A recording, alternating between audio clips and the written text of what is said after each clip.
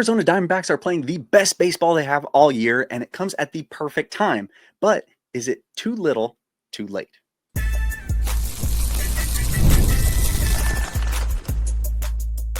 You are Locked On Diamondbacks, your daily Arizona Diamondbacks podcast, part of the Locked On Podcast Network, your team every day. What's up, and welcome to the Locked On Diamondbacks podcast, the show where we talk nothing but the D-backs Monday through Friday. And thank you so much for making Locked On Diamondbacks your first listen every day. I'm your host, Dane Biggs. This episode is brought to you by Monarch Money. Take control of your finances with Monarch Money using code LOCKEDONMLB at monarchmoney.com for 50% off your first year.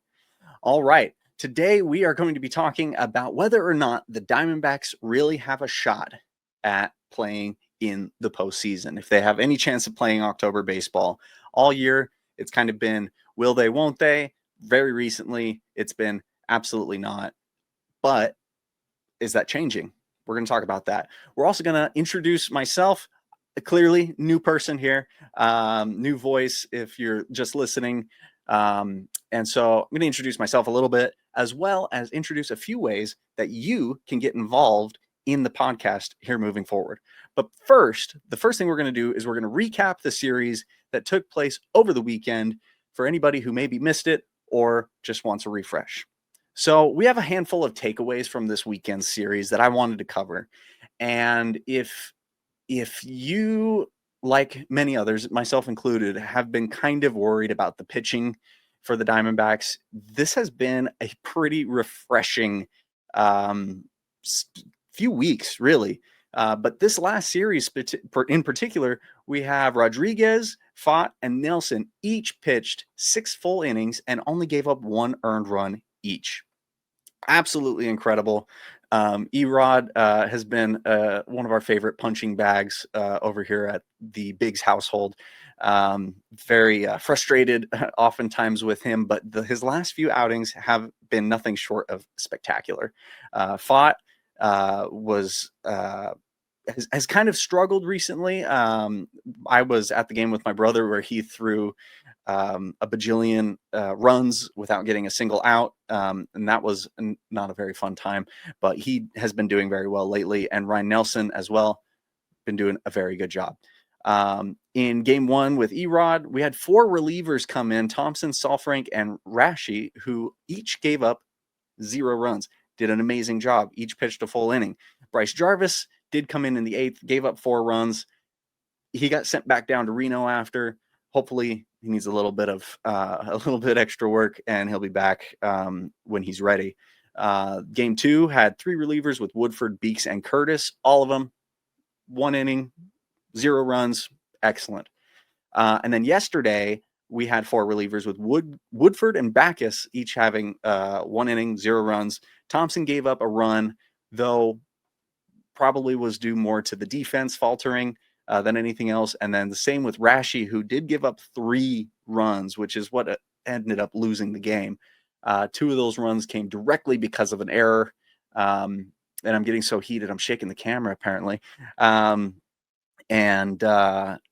so there's that. Rashi is actually, he's kind of one of my favorite pitchers at the moment. I'm most excited to see, every time he comes onto the mound, I get the most excited. So it's kind of disappointing yesterday to see that. Not disappointment in him, but disappointing that happened. But let's go ahead and talk about defense. Other than the 7th and 9th inning from yesterday, the defense has been spectacular. You've probably seen it on the internet if you follow anything related to baseball. But in game 2 on Saturday, I have to remember which day it is, the Corbin Carroll nearly hit a home run. It got robbed in very spectacular fashion. And then later in the game, another home run, this time from the Red Sox, got robbed, this time by Blaze Alexander, which was even cooler fashion, if I do say so myself. Did an excellent job there. The game 3 did have, and it was funny, they were talking about it in the broadcast. They were saying the Diamondbacks' defense has been spectacular. It's been so good. And then Jordan Lawler gave up an error, which led to a run. And then 2 innings later, gave up another error that directly gave up 2 additional runs. So Jordan Lawler, errors from him resulted in 3 runs, and he wasn't the only one who was giving up errors in that game. So a little bit of faltering there, but on the whole, if we're looking at the series, pretty good defensively. Offensively, we had 3 home runs in game 1, almost had a home run in game 3. We didn't have very much production when it came to our main hitters. Your Ketel Marte, Perdomo did have a home run and game 1, as well as Carroll. But other than that, most of the offense came from our younger, middle of the order, later in the order group of guys, which was kind of good to see. Right now, at this point in the season, with us not being guaranteed a spot in the postseason, a really big thing that we need to be looking out for is the up-and-comers, the youngins, if you will. And I think that's what Torey Lovullo is doing as well. He is giving these guys reps. Jordan Lawler, on paper, should not be on an MLB team right now. He's spectacular in AAA. Hopefully you guys know that. He's doing an amazing job whenever he's in Reno. He deserves a chance, 100%. But he has struggled. And I mean, it took him 30 at-bats to get his first hit, 30 or something like that. However, he did get 2 hits in this series with 2 RBIs. His average is almost, ready for it, at 100, which it sounds ridiculous, but it's actually very exciting. He's looking a lot more comfortable. He's getting there. And I think that's because Lovullo has given him so many opportunities to push through that initial slump. And I think if he's able to stick it out through the rest of the year, whether or not we go to the playoffs, I think that'll be very good for him. And next year, he'll come back much, much better. Another young player who was kind of in that position last year was Blaze Alexander. This year, especially the last few weeks, has been doing a very, very good job. He had 3 walks in one game, which shows he's very, very patient at the plate, which, by the way, I don't have the number in front of me, but I know the Diamondbacks walked a lot this series. So very, very patient hitting. Ketel Marte didn't really do much, like, as far as hitting the ball, but he was on base a ton. And so was everybody else. So very good as far as that goes. They knew to wait on these Red Sox pitchers because they, I don't know if they usually do, but they definitely were struggling with their command this time, and the Diamondbacks took full advantage of that. Alexander also got a hit with 2 additional RBIs and just spectacular defense again. We had the home run robbery. He's been playing all over the field, doing a really great job. 2 guys that I'm a little bit worried about is Locklear and McCarthy. Locklear, I'm really hopeful, not just because we got him for Suarez, but I'm really hopeful that he is able to make something good out of this. And he hasn't shown a ton at the moment. I think he does have potential, but I wouldn't be surprised if the Diamondbacks were to acquire a more seasoned first baseman to kind of take that role next year. But I do hope he develops and continues to get better. And I think I'm optimistic that we will see something from him as well as McCarthy. It's just taking a bit longer than I think I would have hoped. And that's really kind of the story with McCarthy as well. I think we were hoping last year or this year would be kind of his breakout year. Hasn't quite happened yet. It may not happen next year, but I think he's going to have a good career ahead of him. Another one, we have Dale Castillo, who had 2 hits and 3 at-bats in this series. I don't know why he's not in there more. To be honest, he's doing a great job. If anything, maybe it's just to give other guys a chance because Dale Castillo is doing good enough. He doesn't need more shots, but I think we need to have him in there more often. He's been doing a very good job, and I'm excited to see him develop. I think he's got a lot of potential.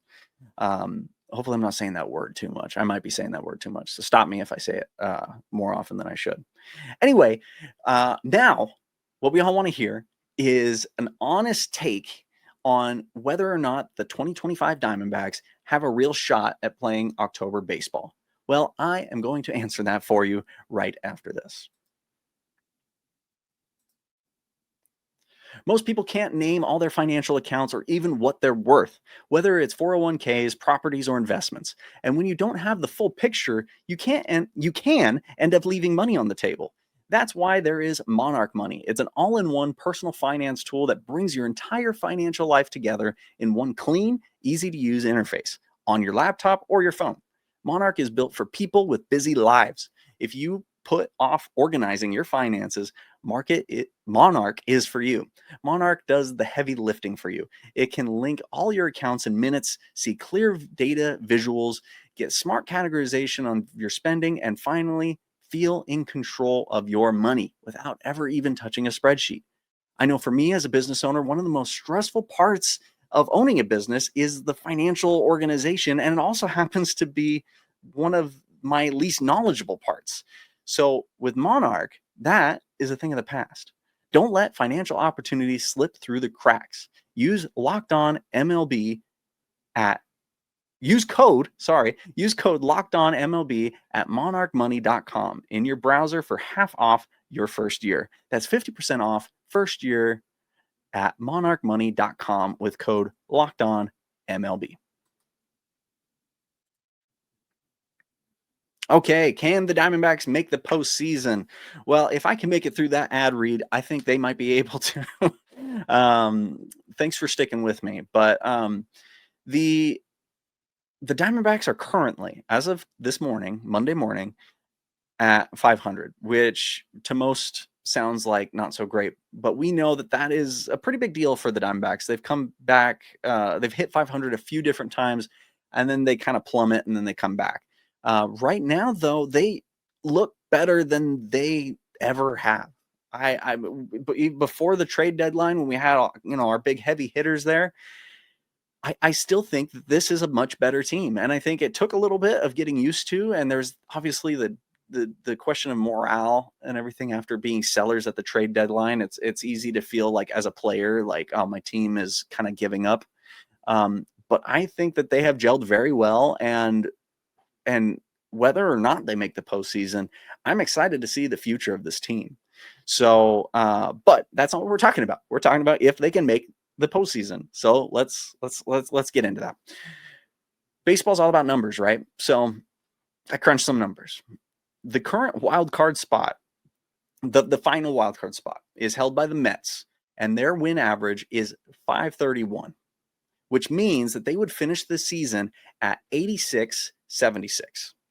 So math, logic, numbers tells us that the Diamondbacks need to get 87-75 as their minimum record. By the way, if you're just listening to this, I don't have graphics up, so you're not missing anything.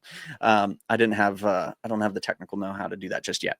But which means that if the Diamondbacks are 72-72 right now, they need to go 14-4 for the remainder of the year. There are only 18 games left in the season. And if they want to beat that 531 win percentage, which I believe that win percentage would be 535, if they want 535, they can only lose 4 more games. Granted, they're only 4.5 games behind the wild card spot, but that this late into the season, that almost is not very it's not very honest about how far or close we are. That would mean that the Mets, the Giants, the Reds would all have to lose 5 games in a row and us win 5 games in a row. And then all of us continue to have the same record after that, which is in 18 games, kind of a big ask.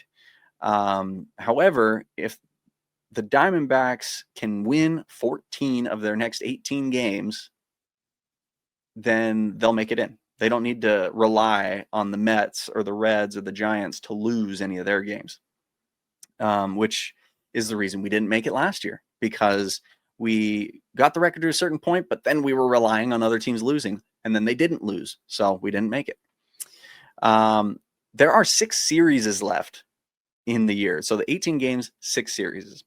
And we're going to go through those really quick. But in order to make it, we would need to, one, win every series. We won the series over the weekend.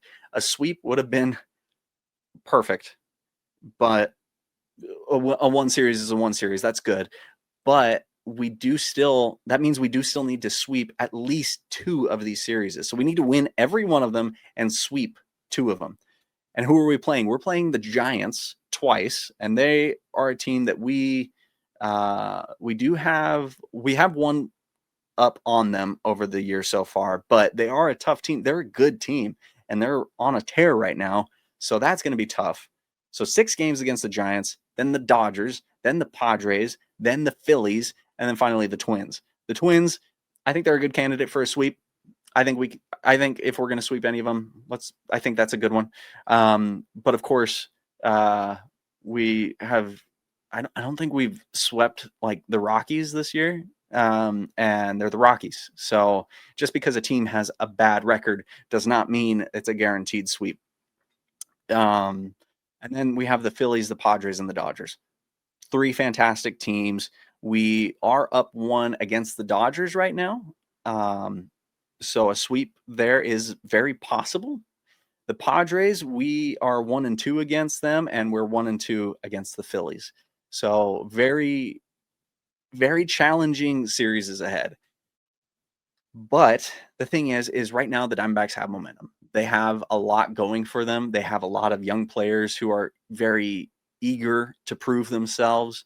Jordan Lawler has to perform very, very well in these last 3 weeks. Otherwise, he risks losing his spot in the roster. And all these other guys have a lot to prove. And then you have your all-stars. You got your Ketel Marte, your Perdomo, your Corbin Carroll.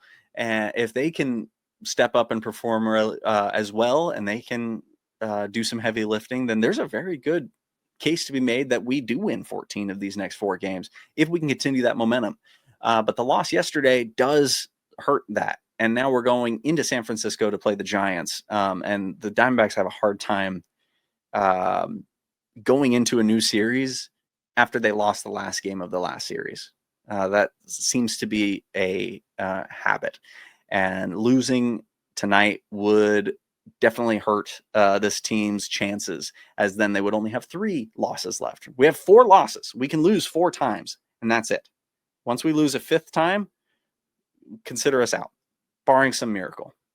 But as you know, Arizona sports, we don't really get that many miracles. They happen, but we definitely can't count on them. The other thing that's really important, and I think this goes to Torey Lovullo, there's been a lot of conversation around Torey Lovullo on whether or not he is the right choice to lead the team starting next year and continue on as skipper. And the thing that he's going through right now is he's trying to decide and balance between, okay, do I want to play for this year or do I want to play for next year? So if he wants to play for this year, he needs to put all of his best players in the starting lineup every single game.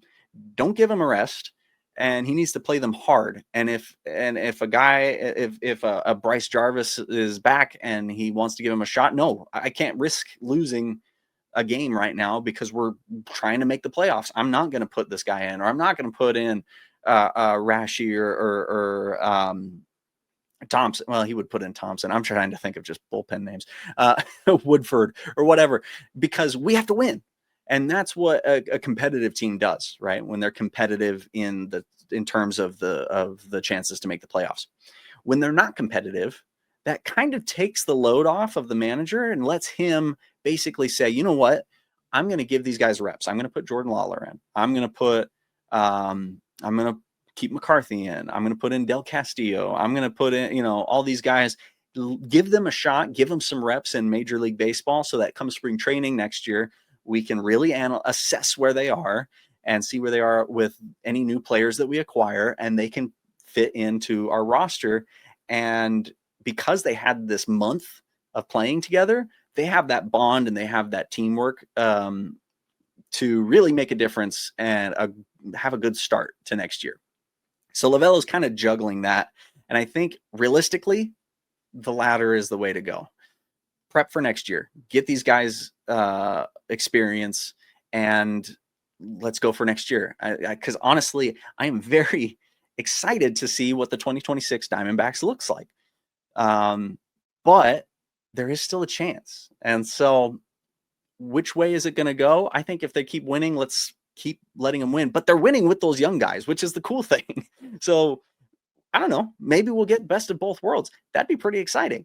Let the young guys play, and they're the ones that are going to take us to the postseason. I think that's the miracle that we need.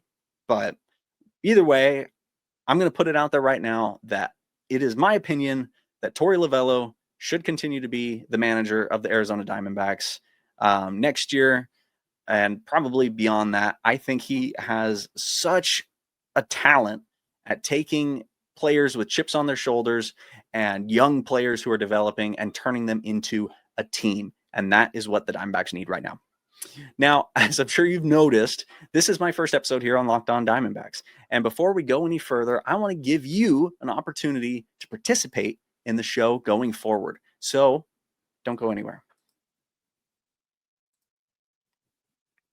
This episode is brought to you by Zippix Toothpicks. Whether you're looking for nicotine satisfaction or an energy boost, Zippix has you covered with their nicotine and caffeine-infused toothpicks. For nicotine users, Zippix provides a discreet way to satisfy cravings and the hand-to-mouth habit without vaping or smoking. Zippix can be a helpful tool as you work to reduce your dependence on vaping. Available in 6 great flavors with 2 and 3 milligram nicotine options. If you need energy without the crash, their caffeine toothpicks are also a game changer. Go to zippixtoothpicks.com, use Locked On for 10% off your first order. Locked On, all one word. Must be 21 years or older. Warning, nicotine is an addictive chemical. That's zippixtoothpicks.com, promo code Locked On. Zip more, smoke less with Zippix toothpicks. Okay. Thank you for tuning in. I think that second ad read was better. A lot of people in the network were like, "Hey, maybe record them separately or do them before or after." But I'm trying to go for the live ad reads to keep the energy going, and also then I don't have to record in multiple sessions. So we'll see how this goes. But let me know in the comments if you're like, "No, you need more time. You need to edit that." Anyway, I want to just introduce myself a little bit. I don't love talking about myself. I like talking about baseball. I like talking about video games. I like talking about, stuff like that. But I'll introduce myself a little bit. My name is Danon, which is a weird name. If anybody knows anyone else named Danon, please let me know in the comments.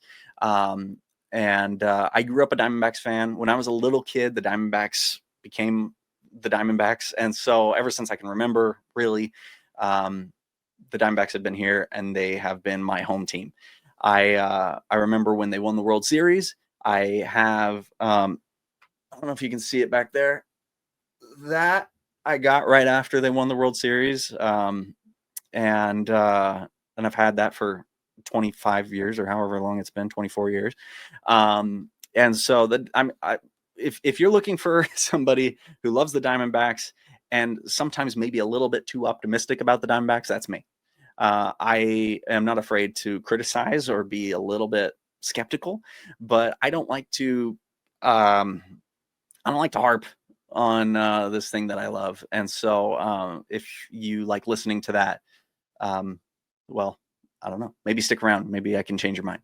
A little bit more about me, though. I'm a professional video producer who specializes in YouTube content. This is my home studio, and you'll see a lot of fun Easter, like there's a Minecraft thing over there, and there's lots of other things. So I have lots of various YouTube channels and things like that. My production company is called Slack Shack, which is the production company producing this podcast. And we're super excited to talk baseball with you and grow a community and a following. And really what I'm most excited about is getting the opportunity to talk with you, the individual. And I'm talking to you singular, not you people, you. And I want to hear your thoughts, and I want to know what you think about the Diamondbacks, about baseball, about this, where they're at.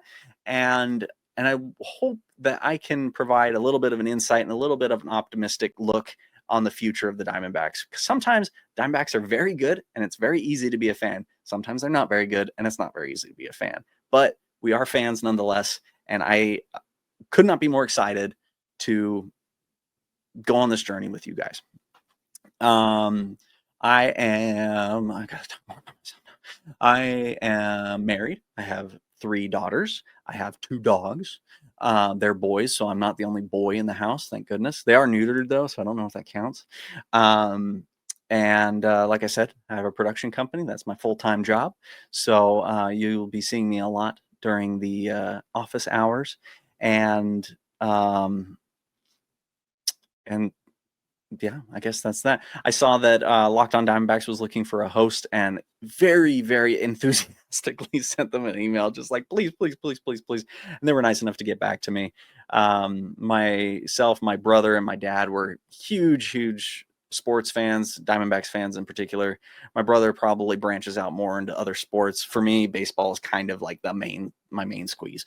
So that's kind of my thing. But yeah, and it's something that has always brought my family together, and I know brings a lot of other families together, baseball. And I believe that the Diamondbacks are the best baseball team that's ever existed. So that might be kind of a bold statement or a dumb statement, but I do believe it.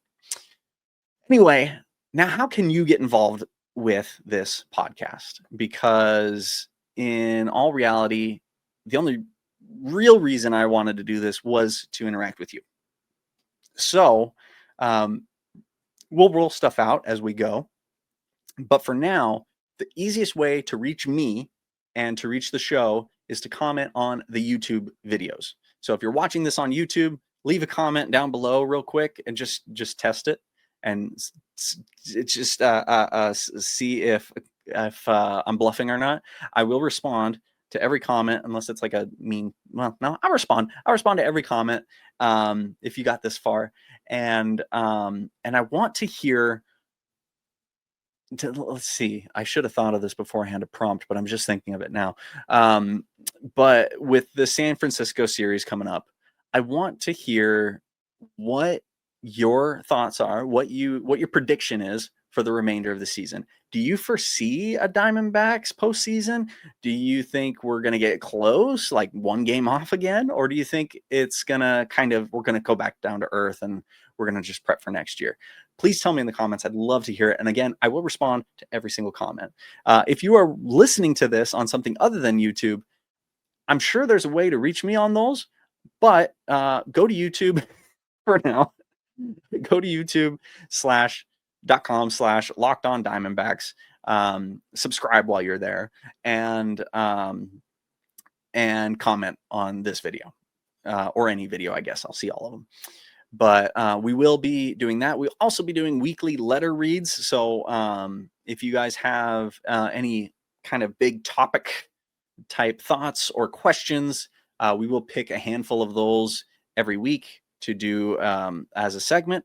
And then during the off season, or whenever there's not a game, like a day when there's not a game, which hopefully there are games until November, but during the off season, you guys are going to pick the topics that we're going to be discussing. So we'll be looking for suggestions. We'll be looking for things like that. And hopefully we'll be able to make it interesting and fun during the off season. But let's go ahead and wrap things up. Tonight starts the San Francisco series against the Giants. Cruz Matt will be facing off against Logan Webb. We're currently half a game behind the Giants. So this series is going to determine a lot about where we go from here. And it all starts tonight. I will be back here first thing tomorrow morning, so be sure to subscribe if you haven't already. We're on YouTube and all other places you get your podcasts. Thank you for making Locked On your first listen every day. For your second listen, find All Night Locked On MLB Game Night. Every game, every night, until a World Series champion is crowned. Hopefully the Diamondbacks. Well, but whoever it is, they'll be there. Get local analysis on a national scale. Find MLB Game Night on Locked On MLB on YouTube or wherever you listen to your podcasts. My name is Danon Biggs, and we will see you tomorrow.